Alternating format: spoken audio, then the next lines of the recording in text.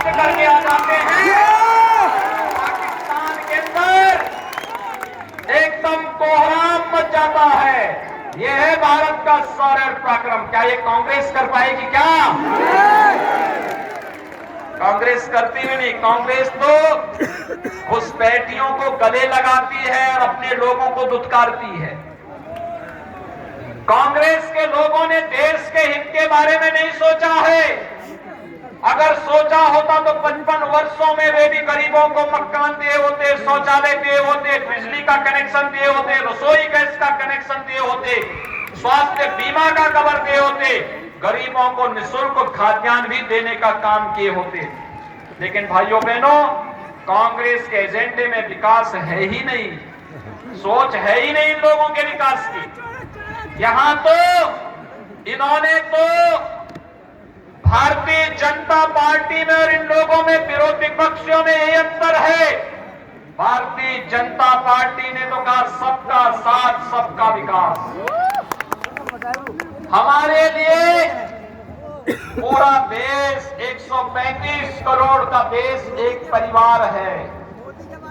हम सोचेंगे 135 करोड़ लोगों के बारे में सोचेंगे, 135 करोड़ लोगों की सुरक्षा के हितों को संरक्षण देंगे।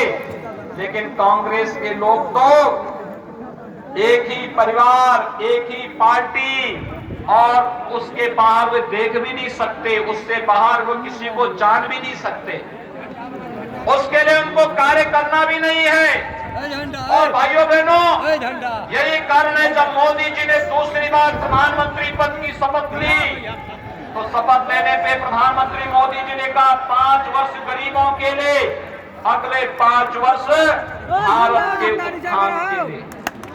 और आपने देखा होगा पाकिस्तान जो बार बार भारत के अंदर आतंकी गतिविधियों को अंजाम देता था, पिछले 6 वर्षों में कहीं कोई घटना घटित हुई क्या? हो भी नहीं सकती।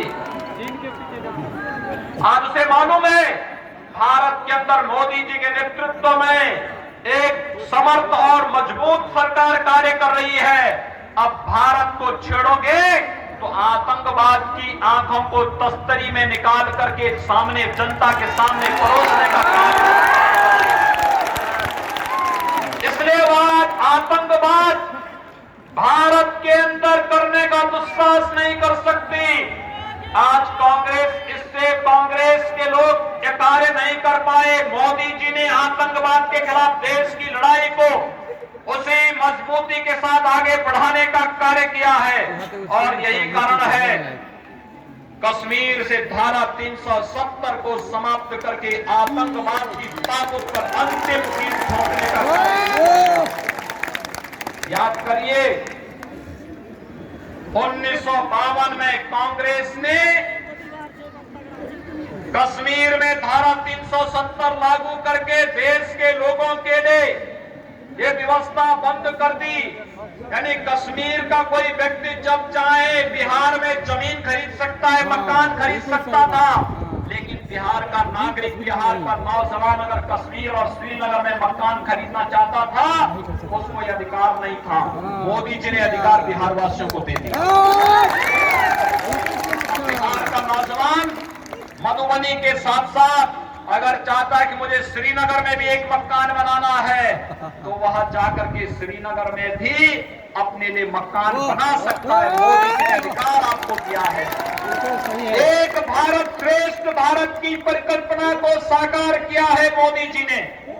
और भाइयों बहनों, यही नहीं, 3 तलाक की कुप्रथा बिल्कुल सही है, सदियों से चली आ रही थी। यही तो नहीं समझ रहा है। कांग्रेस का नेतृत्व उसके सामने नतमस्तक था, वे कुछ भी करने की स्थिति में नहीं थे। मोदी जी ने 3 तलाक की कुप्रथा को सदैव के लिए समाप्त कर दिया और कह दिया 3 तलाक नहीं चलेगा।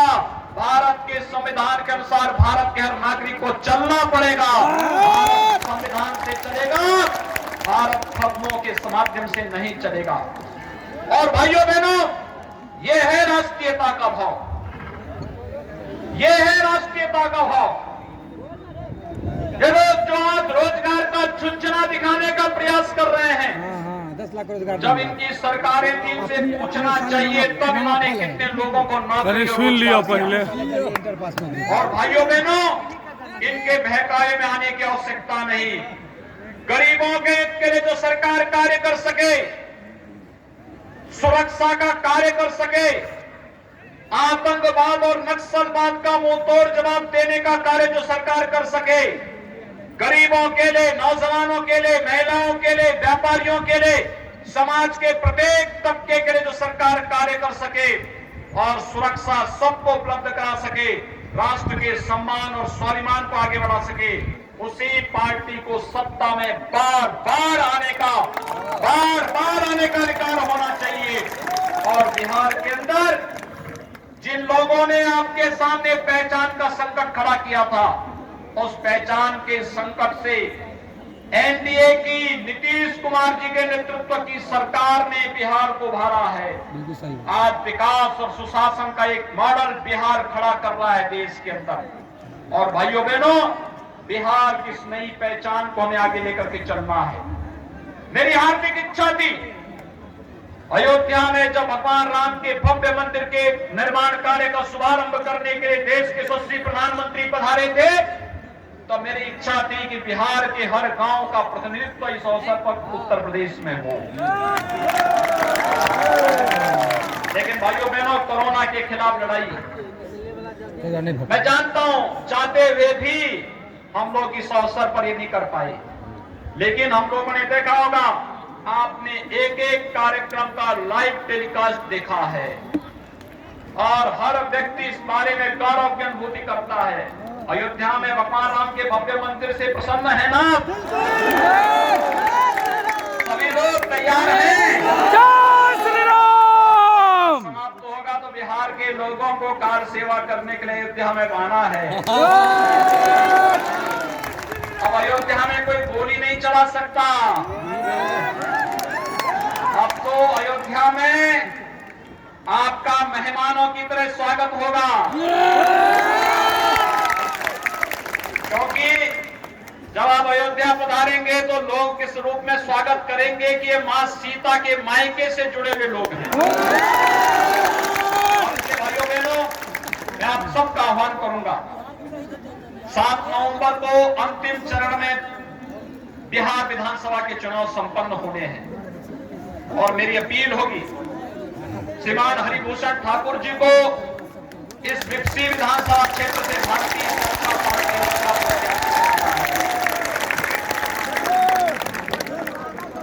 वे जुझारू हैं, निरंतर आपके बीच काम किए हैं,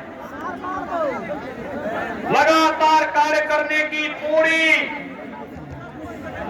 बिना किसी मूल्यों और आदर्शों से समझौता किए बगैर भारत और भारतीयता को पूरी मजबूती के साथ आपके सामने रखने का जज्बा रखते हैं और गरीबों के साथ साथ यहाँ के नागरिकों के हितों की रक्षा करने के लिए भी संघर्ष करने का वादा रखते हैं। इसलिए भाइयों बहनों, श्रीमान हरिभूषण ठाकुर जी को भारी मतों से विजयी बनाने के साथ साथ इस मधुबनी जनपद से जुड़े हुए भाजपा, जदयू और सहयोगी दलों के जितने भी हमारे प्रत्याशी चुनाव लड़ रहे हैं, इन सबको भारी समर्थन देने की अपील करने के लिए मैं आप विशेष रूप से आपके बीच आया हूं। आप सबसे अपील है, कमल चुनाव चिन्ह पर हरिभूषण ठाकुर जी को 7 नवंबर को भारी मतों से विजयी बनाने की अपील आप सबसे कर रहा हूं। जय श्री राम!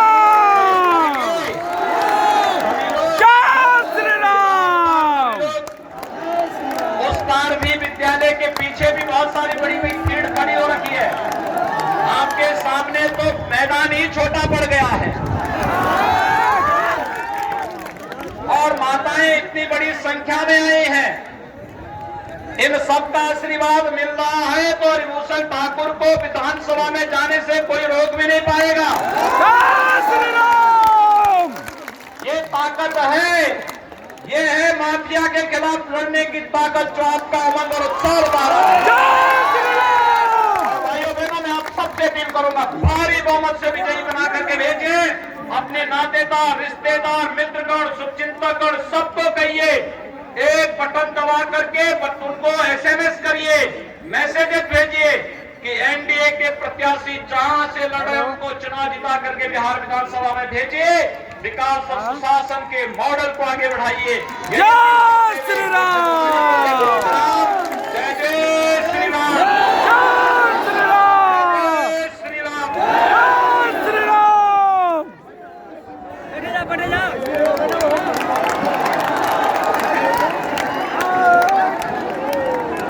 योगी आदित्यनाथ जिंदाबाद। योगी आदित्यनाथ जिंदाबाद। फर्गुसन छात्र बचाओ जिंदाबाद। कहाँ सब उनका स्वागत करियो, हाथ हिला के जे जतो छी ओते से हाथ हिला के ग्रहण करियो। जे जतो छी ओते छी रहू और हाथ हिला के अभिनंदन करियो। जय श्री योगी आदित्यनाथ जिंदाबाद। योगी आदित्यनाथ जिंदाबाद। योगी आदित्यनाथ जिंदाबाद। योगी आदित्यनाथ जिंदाबाद। योगी आदित्यनाथ जिंदाबाद।